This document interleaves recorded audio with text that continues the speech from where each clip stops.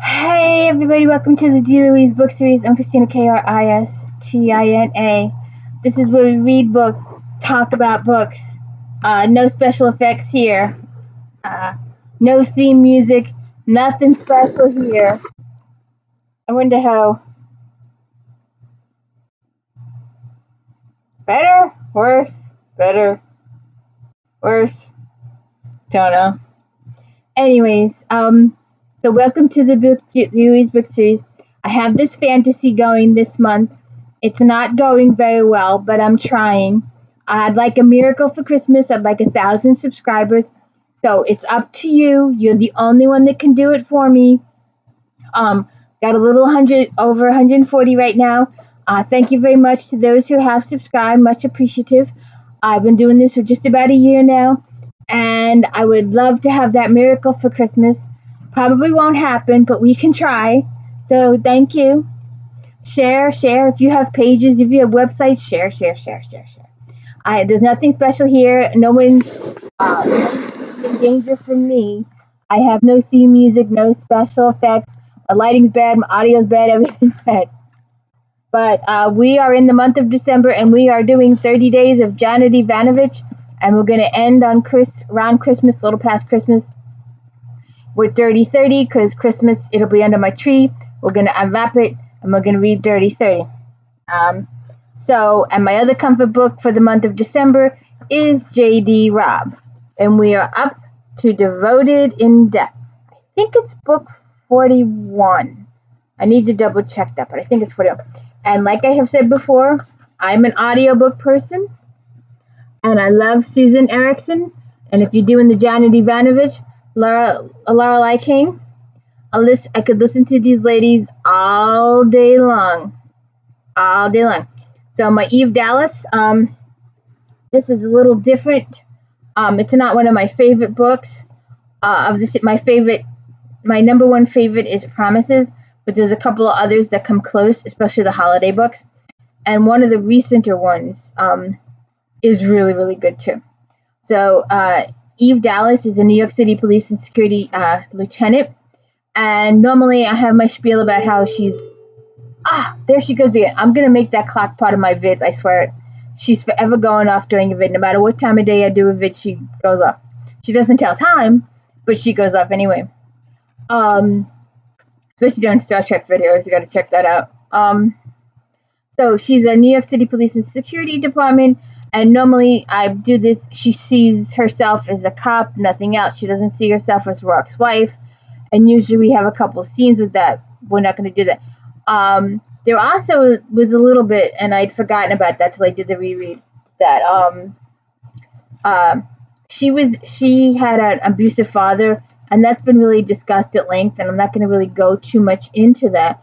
But there is a brief scene where she's dreaming about it, but she analyzes the fact that it doesn't hit her as hard emotionally or mentally as it used to, since a lot of the situation has been resolved.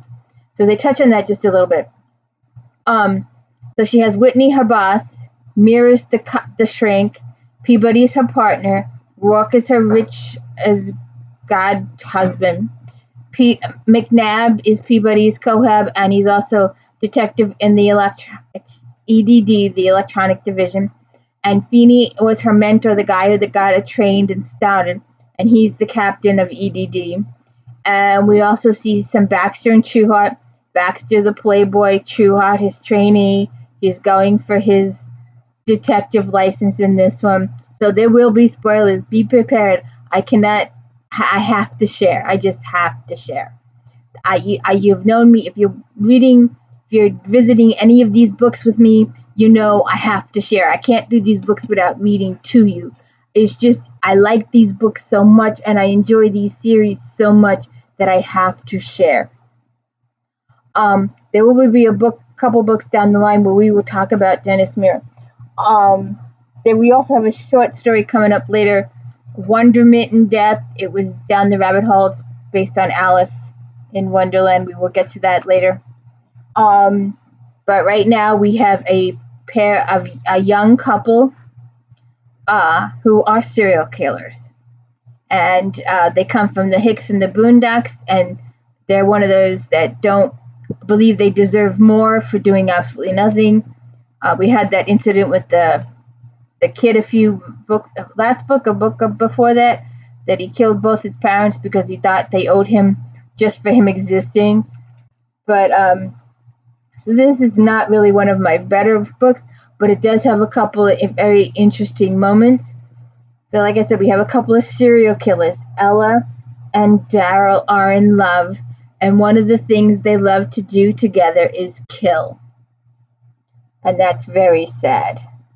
So they're killing people as they travel. The whole thing is explained over the length of the book. So the first kill was an accident mostly. All they wanted was a nice car. It didn't have to be fancy because their piece of shit truck shuddered, wheezed, then let out a death rattle just after they'd crossed over into Arkansas from Oklahoma. It was Ella Lou's idea of how to go about acquiring a new ride. She'd always had ideas and dreams along with them, and since meeting Daryl, she'd come to believe those dreams could come true. And they start on a killing spree. And when it comes to Eve, she finds a body in an alley. She's investigating, and the first victim for her, there are other previous victims, but she doesn't know that yet. Dorian Cooper, and he's got the tattoos on him, E-D, E over D, and at first she thinks maybe it was this Ernestine or somebody, and Dorian, and later on she discovers no, it was other names. There's a moment when they go talk to the guy's droid, and the droid is very, very emotional. She cared for him deeply. There's also a moment with Peabody, and I thought it was cute to mention. Because I believe in symbols of love, goddammit. There's this big ass tree back home. My dad carved his and Mom's initial in it before any of us were born. And when we started coming along, he built this circular bench all the way around it. Gave it plenty of space between to grow more. And it has. It was so they could sit there watching us play and looking out over the gardens. When each of us got to be about 6, he'd help us each build our own birdhouse. So there's all these birdhouses hanging in the limbs and wind chimes my mother made, and it's special. It's really special, and it started when he carved that heart and their initials inside, and don't blubber, Peabody, Eve warned, hearing it coming. I'm not going to blubber. It's just that when we went there for Christmas, my parents took us both out there to the tree, and my dad handed Mcnabb his knife and told him he should carve our initials in that tree, because they know I love him and he loves me, and they believe it's the real long haul. It meant so much to me, just so much because the tree, it's special. It matters. Symbols matter, and they shouldn't be used like this. That's all. So that's because she's talking about the tattoo on the victim. So then Eve discovers that these are serial killers.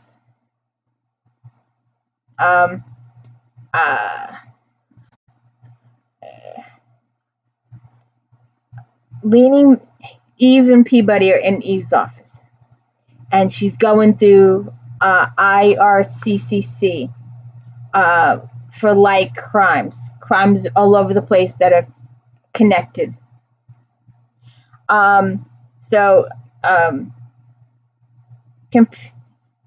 Peabody edged in as the data began to scroll. Holy shit, Dallas, that's a lot of crimes. Computer, removed any closed cases. Remove any resulting that includes sexual assault, mutilation, or rape.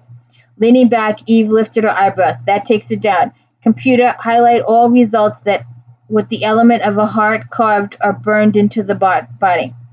Those brows lowered and knit when 20 highlighted. Results with the D and E carved or burned into the body. I repeat, Dallas, holy shit, 20. 20 from Tennessee to New Jersey, males, females, an assortment of ages, races, no specific type. First one's last September. It averages about one a week. Some gaps, Peabody commented. A couple of weeks between some or 10 days. Then see how it escalates in Ohio, Pennsylvania to 2 a week. Then it drops off again because there's more than 20. More. A predator like this, once they get a taste, they need more. Like a junkie, they need to start faster. Destroyed some of the bodies, Eve speculated. Concealed them, buried them. Maybe tried something different so it doesn't pop here. But it's more than likely they concealed, destroyed, killed a few nobodies looking for a vagrant, an itinerant worker, a sidewalk sleeper. The D doesn't apply to the Vicket after all. No, E and D, just a couple of crazy kids in love. Computer display routine pattern by victim chronology. And they go through it. That's when they discover that the D had nothing to do with Dorian, the victim, and it had absolutely everything to do with the people. They're signing their work. They're proud of their torturing and humiliation and degradation of these people, and it's just horrible. And I think that's one of the reasons I don't like this book too much, because it's just what happened is so bad. But I think that's what a good book does. It gets you feeling. It makes you care about the victims. It makes you want Eve to solve the mystery sooner. It gets you involved emotionally so that you actually care about the characters, and that's good writing. That's really good writing. Then we have Baxter being a mother hen type, a little nervous. His boy, his trainee, is going for his detective license, and he's just as nervous as Trueheart is about the exam. He's worried like a good parent should be. Baxter. And when she glanced over, mildly annoyed, Baxter stepped into her doorway. Got a few minutes? I'm a little pressed here. She finished the report as she spoke, sent it. Yeah, I see that. He glanced at her board, her screen. Fuck me, the same? I haven't had a chance to run probability, but I'm going to say it's high. I've got somebody coming in to interview Baxter. Make it fast. It can wait. If she didn't make time for her men, she might be a good investigator, but she'd be a lousy boss. Spill it. I've got a few. It's just Trueheart's going in for the detective's exam in a couple of days. Yeah, I got it marked. Is there a problem? No, maybe no. Eve sat back. Baxter stood with his hands in his pockets, jiggling whatever was in them. It wasn't his usual style. She waited. I pushed him, you know. I really leaned on him to apply, and I nudged at you to clear. I didn't clear it because you nudged me. So he's ready? Have you got any reason to think otherwise? No. I mean, he's sweating it some. You have to sweat it some. He's been studying. I've been grilling him. The jiggling stopped, started up again. Eve let it play out. He's got good instincts, LT, and hell of a work ethic. He's a damn good cop. He's still got some green on him, but he's never going to lose Oliver. It's part of what makes him the kind of damn cop he is. It's just I really pushed him to try for detective. Do you think if he didn't feel ready, he'd try for it just to make you happy? Baxter opened his mouth and blew out a breath. No, he doesn't push that easy. Not anymore. It's me, Jesus, boss. I haven't had a decent night's sleep since. Well, since we all nearly blew up. I figured it was because we all nearly blew up, but it's not. Hell, you get used to nearly buying it somehow or another on the job. I don't want to let the kid down. He's so nervous. He's so nervous. It's so cute that Baxter's worried about Trueheart. Because when Eve gave him to him, he just, he was like, oh, thank you for giving this responsibility. Make him feel like I can handle this situation, that you trust me with this individual. And Trueheart is such a little darling. He's so innocent, and he's so good at his job, and he's so earnest. And even when he got hurt, and he was seriously hurt a couple of books ago, he's been hurt a couple times. His mother doesn't get mad at Eve. His mother thanks Eve for giving Troy Trueheart the opportunity to work in her division, to work with the best. His mother is just as gold as she is. It's just awesome. And poor Baxter. He's the biggest playboy in the world. I don't know if he'll find the right girl yet. But if Webster can, maybe he can. But it just warms your little heart. The Baxter just cares for him so much. So I did that. So then the FBI gets involved because it's interstate, and some of the stuff that Eve's got, they ignore because they don't think it's connected, but she knows it's connected. So what did I read?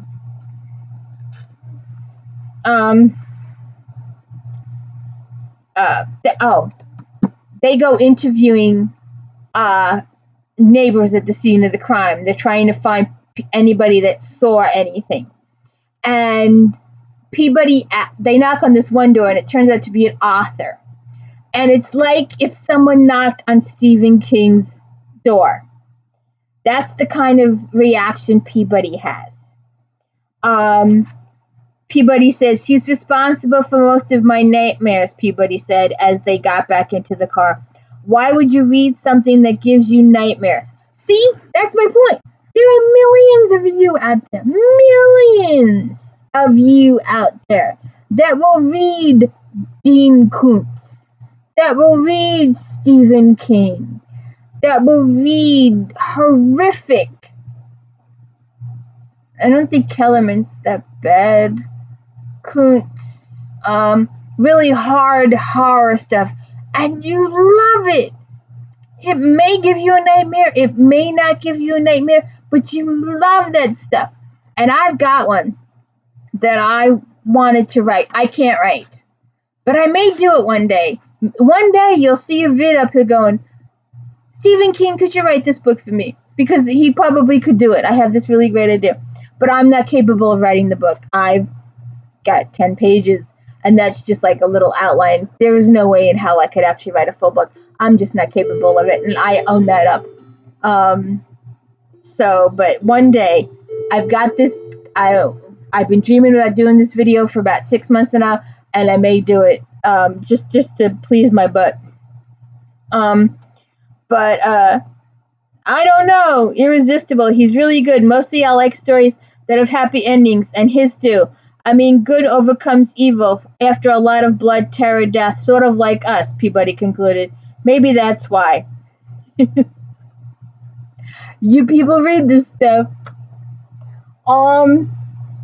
So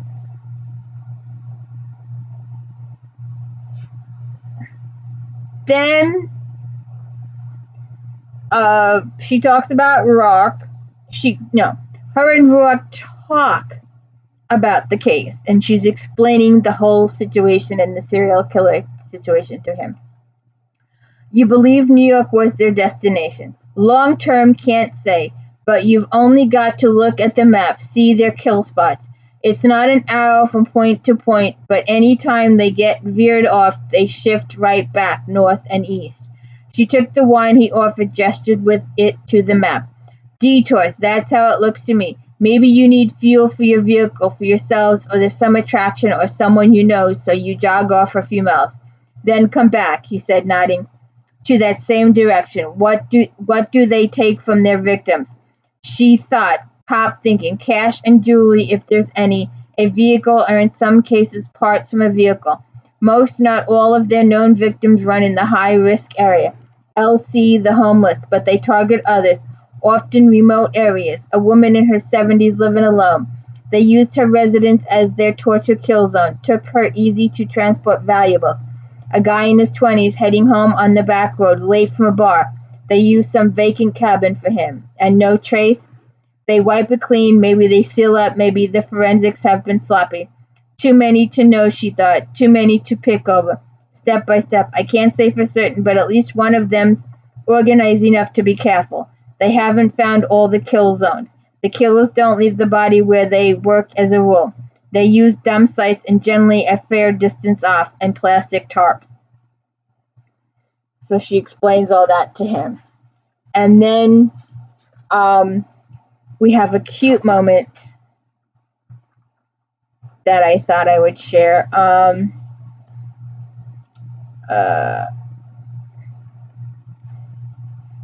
That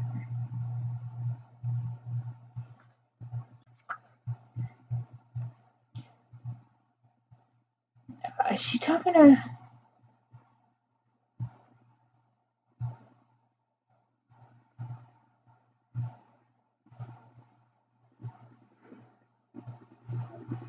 Okay, she's talking to Roarke. And I need Peabody, she began. I can arrange transportation for her. He could, she thought, and would, and still, but I just got back from leave. My people need me around as much as I can manage. And Trueheart takes his detective exam tomorrow. Baxter's a wreck over it. Being a wreck over his young aide speaks well of him. And don't claim you didn't fret about it when Peabody took hers. I trained her. If she'd bombed, I'd have kicked her ass. How do you think our young Trueheart will do? He'll pass. If he doesn't, it means he's not ready. It means he let nerves screw him up. A cop can't let nerves screw him up, so that would not be ready. Unless he and Baxter catch a hot, I'm going to use them on my investigation. It's more hands and eyes, and it'll keep them both busy and occupied. You're a good boss, Lieutenant. The cops under me deserve me, so I need to be. If Trueheart makes it, I'm going to request another uniform. Anyone in mind? A couple. I'll look into it if and when. She felt the cat start to slink down the sofa like a snake when she picked up some bacon. What's on your plate today? And they go through stuff because he was going to work from home a little bit because they're supposed to get 8 inches of snow. Big whoop. All right. My current location would be this country area of the state would not move for a week with 8 inches, depending on whether or not there's sun the next day. My old residence, 8 inches is nothing. Absolutely nothing. A foot, 2 feet. Now that would be something. But my old neighborhood, just nothing. You think schools may be closed one day, but they'll be open the next day as soon as the plows get in. My old neighborhood had plows. They plowed all of the side streets. They plowed everything. My new neighborhood, I can't afford plows because it doesn't snow here enough. It just doesn't. So that's the thing. And I've always said, if it's going to be 30 or below, it better effing snow. Because I'm not going to freeze without snow. It's got to have snow. I've always dreamed of a white Christmas. Do you like Bing Crosby? Got to watch that movie. So we got sidetracked again. So then, if you remember in the last book, Eve had a fan that was killing people because they didn't respect her. So one of the victims was Nadine, and Eve had warned her, do not open your door. Do not open your door. Do not open your door. She opened her door. She left the chain on. She wants credit for that, for leaving the chain on. And then she got stunned. So she's talking with Peabody. And the converted 2 lofts warehouse boosted a freight elevator some people found charming. Eve considered them death traps and opted for the stairs. Nadine's thinking about a place like this, Peabody said. Like this? On her list of possibilities, big, trendy loft space. The others are a brownstone a la Charles and Louise. And the third's a multi-level penthouse-type condo in some slick building. Number 3. Oh, did she decide? Last I talked to her, Roarke had given her some different properties to look over, but that's as far as she's gotten. That's what she'll decide. Maybe, but whatever way she goes, she's after full top-of-the-line security. That near miss with ROBB scared her. Good. I told her not to open the damn door. Next time she won't. Eve paused on the third floor. Despite the momentary stupidity, Nadine First was a good friend. She's doing okay? Yeah, she took a delayed vacation solo this time, just a few days. She's already back. Mostly, I think she wants to move as soon as she can. And the next book is in the works too. I got an itch. Sorry. Then we get a surprise. We get a new visitor. We haven't seen him again, so he's probably a one-time visitor. He is working diligently on this case, but others around him are not taking him seriously. The FBI, he's trying to get some people to help him, but he's from a really, really small town, and the really, really small town doesn't have the budget. So, they can't pay him to do what he wants to do. So he takes a vacation and comes to New York to be with Eve to continue the case. He wore jeans, boots that had seen a lot of miles, a flannel shirt that made her think of lumberjack, even though she wasn't entirely sure what a lumberjack was. A black parka hung over his chair, and a duffel bag was under the table. He looked up when she started toward the table. Blue eyes, them she noted, not Roarke blue, but a few were. He hinted at gray showed smudges of fatigue under them, and cop alertness in them. Deputy Banner? Yes, ma'am, Will Banner. He shifted his legs, rose, unfolded more like it, she thought. He was an easy 6'5" with a build like a beanpole. Lieutenant Dallas. He took the hand she extended in one with a rough, hard palm. I sure do appreciate you meeting with me, Lieutenant. You're a long way from home, Deputy Banner, for that's the God's shoes, farthest I've ever been. Where's Silby Pond? We're in the Ozarks, ma'am, not Lieutenant, sir. If you want, Dallas will do. Sorry, y'all do things different here. Y'all have a nice day now. You're here. Can't help it. Living down here too long. Some people actually believe. The people that don't know might actually buy it, but the people, even anybody north, won't buy it either. It's just me. I'm just trying to be a good girl. Sorry, can't help it. It's just fake. We're in the north of Arkansas, Lieutenant, not far from the Missouri border. Prettiest county you could ask for. His voice was caught somewhere between drawl and twang, leaning toward the drawl. What brings you here? I'm hunting the same two you are, the same who killed this Dorian Cooper. He's their latest. You did a search last night through IRCCA on missing and homicides in my area. How do you know that? I got alerted whenever there's another victim, whenever there's an unofficial search through for more. Though he shifted his feet, his eyes steadied on hers. Lieutenant Dallas, I understand you're working with the feds and they've given you their profiles and data and whatnot, but they don't have all of it. And you do. If I did, your victim would likely be playing his cello. But I believe I know I have more. If you could just spare me 15 minutes. I understand you're busy and you're on an active investigation, but I'm asking you for 15 minutes. I've come a hell of a long way. Let's take it in my office. She could all but see relief through him before he bent down for his duffel. I'm grateful. We don't usually shove fellow law enforcement out the door. You do hear things about New York City. I bet. When did you get in? That's a story. She imagined that's easy. Heading toward lazy drawl worked well on stories. I didn't get the alert about your victim until into the afternoon.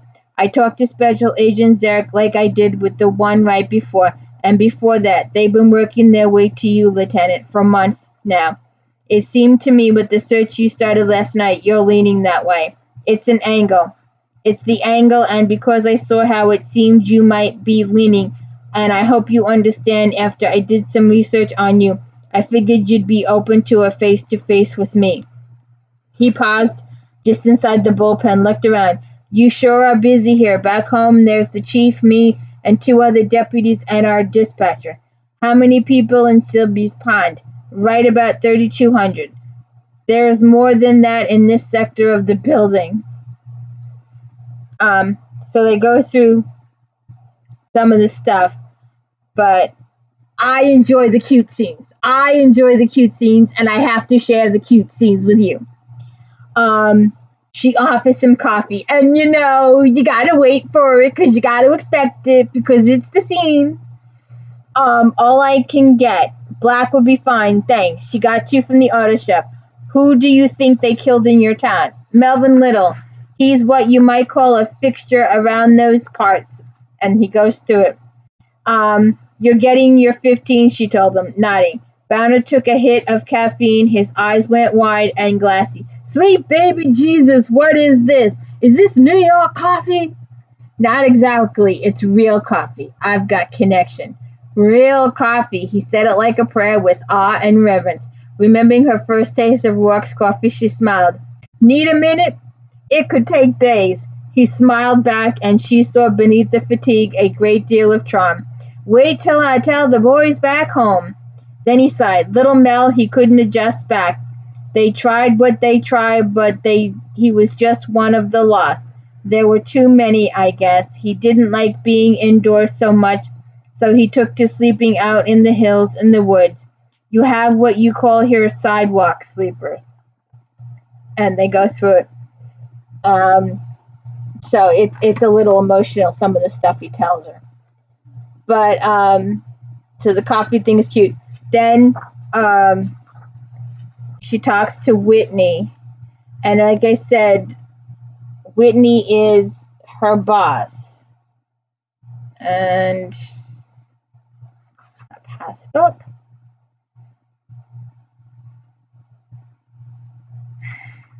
How did I pass it?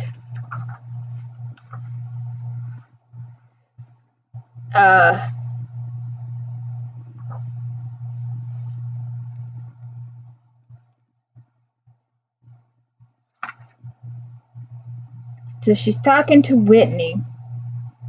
And this deputy traveled here from the Ozarks on his own time and dime because the searches you ran were flagged by him?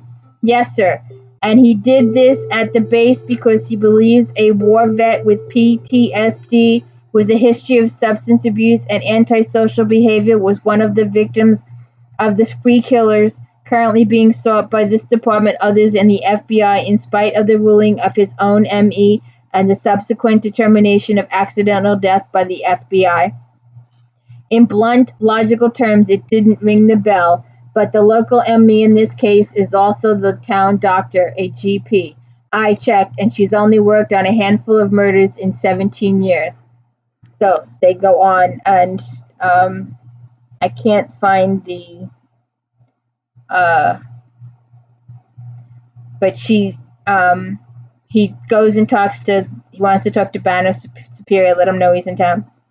But they were coming here, he said as she stepped back. Yes, sir, by any route. I projected New York as probable destination. He walked to his wall of glass, looked out, hands linked behind his back. That will be one of their mistakes. Keep this low on the media radar as long as possible. And he goes through that. Then they go through all the victims.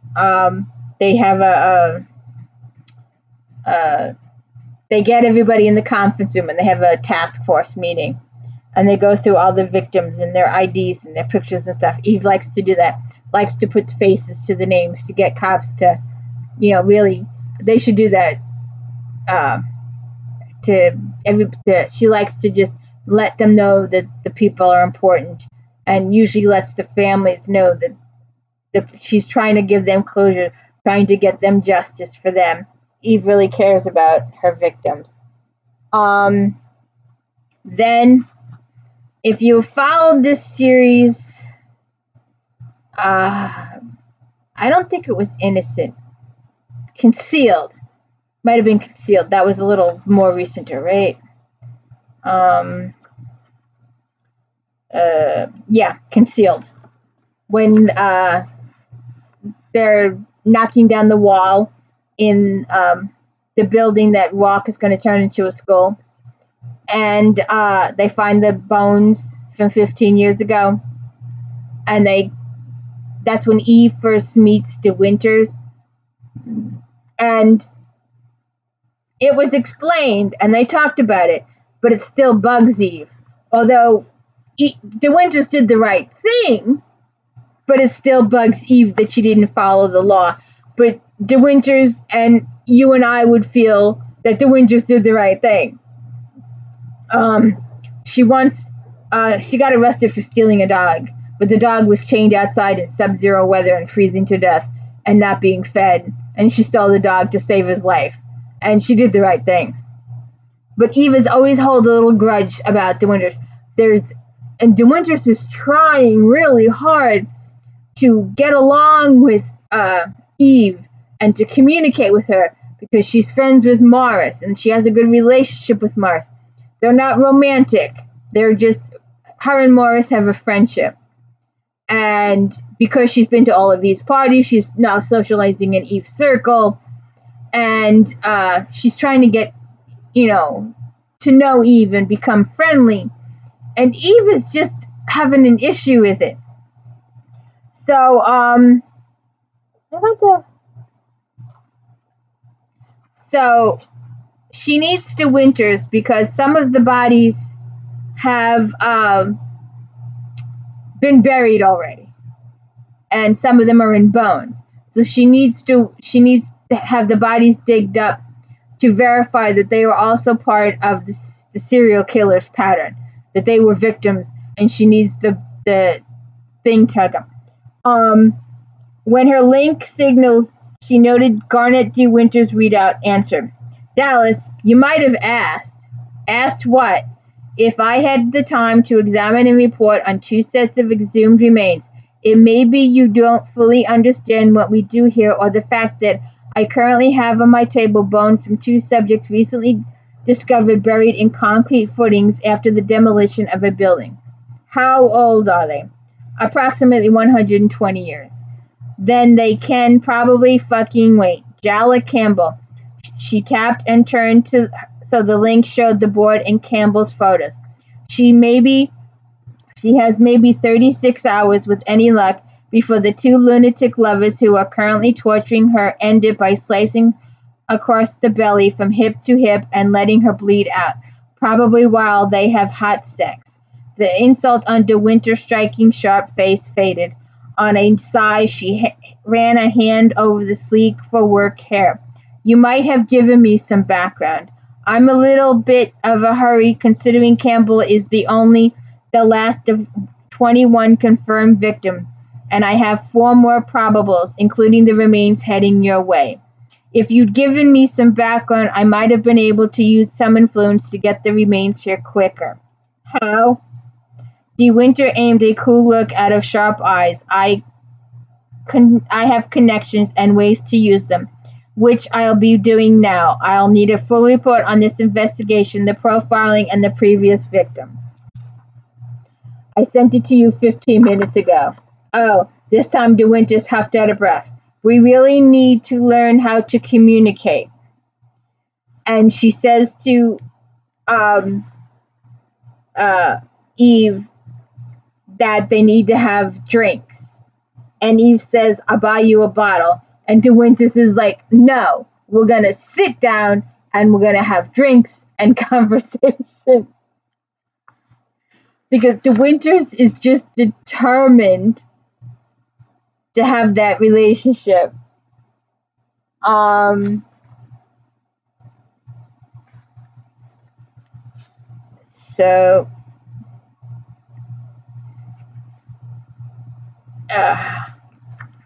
So Eve had told Somerset that they were having the guest, and she kept meaning to tell Roarke about the situation, but she kept getting interrupted, and she gets sidetracked, and she'd go off this, and she'd go off that.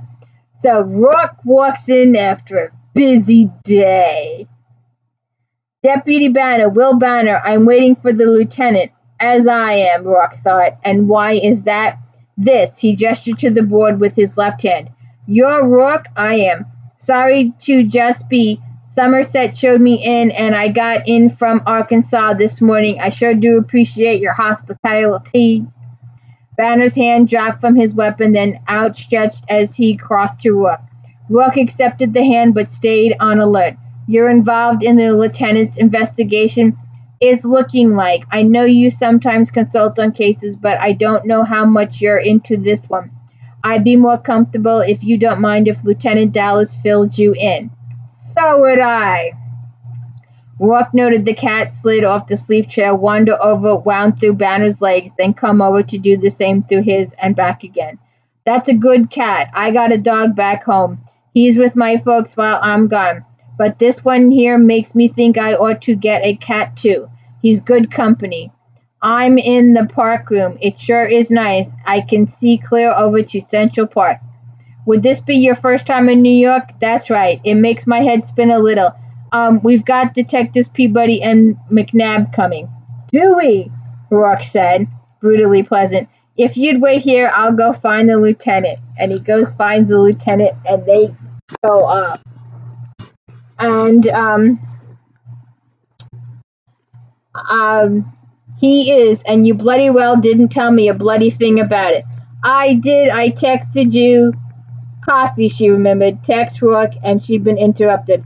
I was about to, she corrected. I got interrupted. She scowled at the link still in her hand, shoved it in her pocket. I've had a million interruptions today. I meant to text you. I started to. A man I've never seen before, armed, by the way, is wandering freely around the house.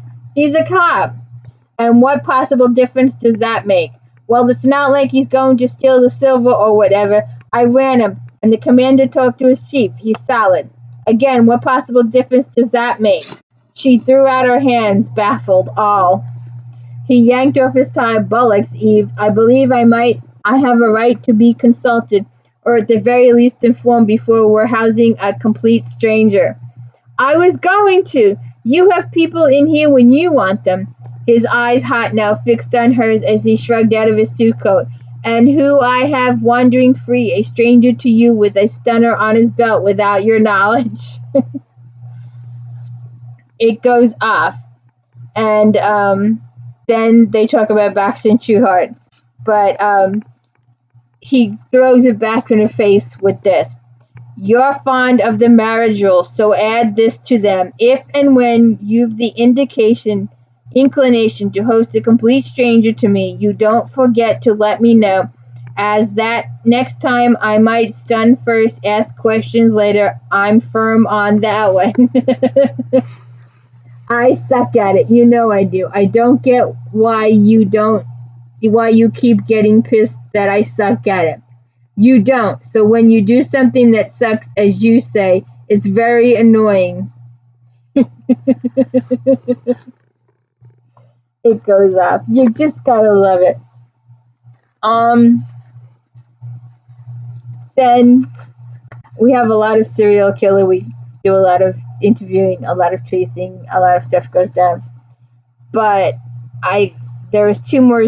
One, they're both spoilers. All right, spoiler alert, spoiler alert, spoiler alert. As Rob's sister Nina likes to say sometimes. I don't have a buzzer. But they're gonna go out after the killers. And I should point out that this book takes place about a week after New Year, so it's in January. And she says, Feeney, give me a minute. Banner unfolded himself from his couch, giving Galahad one last stroke along the way. Peabody nearly turned her head in a 180 to keep Eve and the box in view as they went out the door. It's a thing, Eve repeated, and pushed the box at Feeney. For you. His hands went directly into his pockets as his face fell into wary lines. Why? She often thought the same when it came to gifts, so only shrugged. I just, she mumbled and shoved it at him. He looked puzzled, mildly embarrassed, but ripped the paper away. Wanting to keep it moving, she snagged the paper from him, balled it up, and tossed it on the closest table. Then got busy putting on her coat.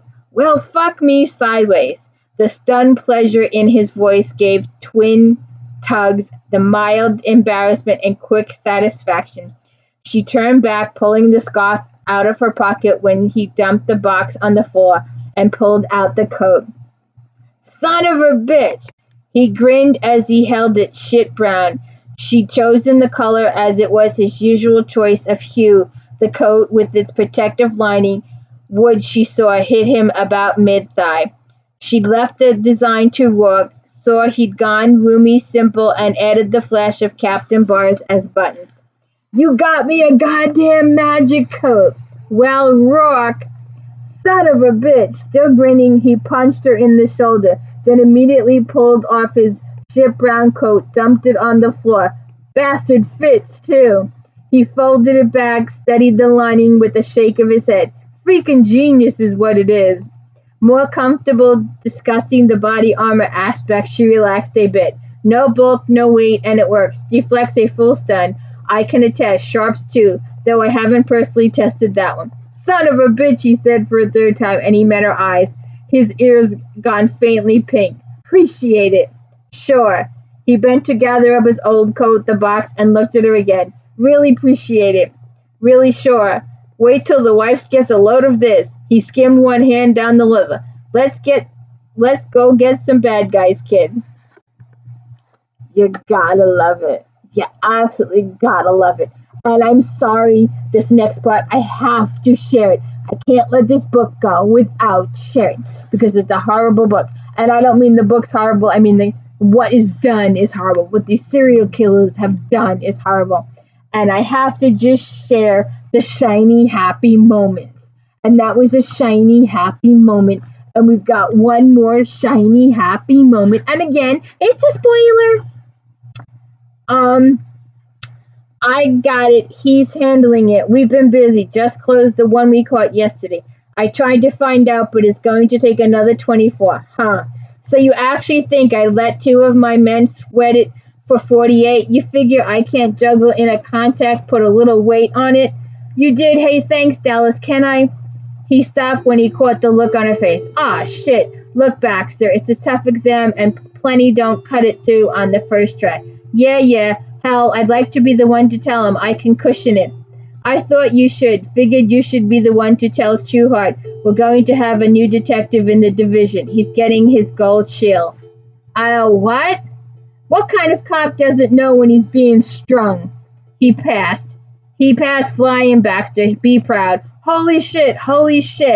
She saw the look in his eye, well shrugged. Try to kiss me, detective. You won't wake up for a week.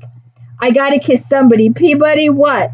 Exhausted, she glanced over a second before he hauled her out of her chair, tipped her back, and laid a healthy lip lock on her. Hey! She finally managed as he swept her straight again. Trueheart, he called, front and center. We catch one. Trueheart hurried over, earnest and shiny in his uniform. Not this time. Congratulations, detective. I passed. Trueheart's throat worked. I passed? Flying, I hear. He took Trueheart's hand, then embraced him. Good work, partner. I passed, he said, almost like a prayer, and shut his eyes. When he opened them again, he looked straight at Eve. He changed another manly backslap with Baxter while the other cops in the room applauded. Then he stepped over to Eve.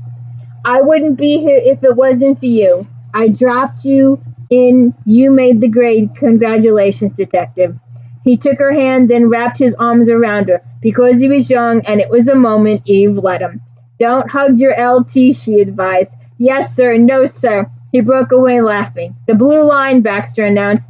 After shift, everybody, I'm buying. We're gonna go celebrate my boy here. Applause turned to cheers at the prospect of free drinks. I've got. Roarke squeezed Eve's shoulder to stop her from declining.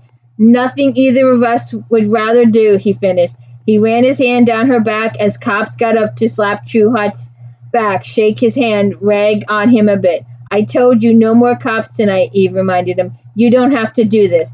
His lieutenant should raise a glass to him, and I'd like to do the same. We've room for a few more cops in our bright spot. I've some things to see to. I'll find you. End of shift. Yeah, he would, she thought. Watching him go, they'd raise a glass to a good young cop. Maybe another to a hard job well done. Then they'd have a date. It wasn't a bad way to end a long day. J.D. ROBB, Devoted in Death. Susan Erickson reads them good. You gotta enjoy the books. You gotta enjoy the characters. I know them so well. They're like family. We treat them like real people. Roarke, Eve, Peabody, Mcnabb. We didn't see Mavis or Leonardo or Charles and Louise in this book. And we didn't see Nadine. It's one of the few times she wasn't in, but the story ran so fast we didn't have time for them. But you gotta check it out, and you gotta love it. And I've got some Big Brother to get to tonight, so I wanted to get this done before I got started. Hit the like and subscribe, help me get my dream, and please join me for Janet Ivanovich, Lean Mean 14, or Fearless 14, and Lean Mean 15. I'm trying to get my title straight.